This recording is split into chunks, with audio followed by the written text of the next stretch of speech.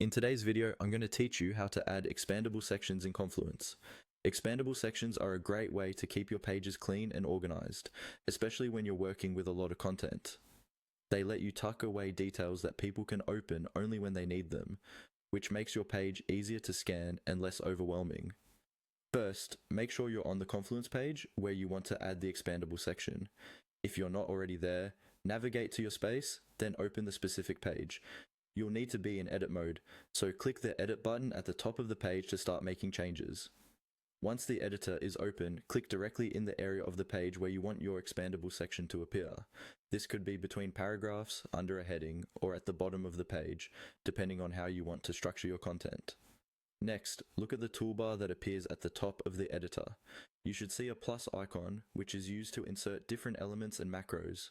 Instead of clicking directly on the plus sign, click on the small arrow beside it. This arrow opens a more detailed menu, giving you access to additional options that aren't always shown right away. When the menu opens, you'll see a search field or a list of available macros and elements. In the search field, start typing the word expand. As you type, Confluence will filter the options, and you should see something called expand appear in the list. Click on that option. As soon as you select it, Confluence will insert an expand macro into your page.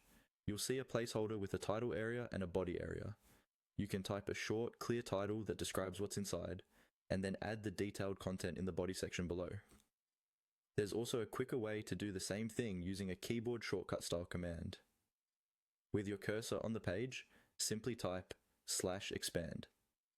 As you start typing to expand, Confluence will show you a small pop-up suggestion for the expand macro. Press enter or click on it, and it will insert the same expandable section, ready for you to customize with your own title and content.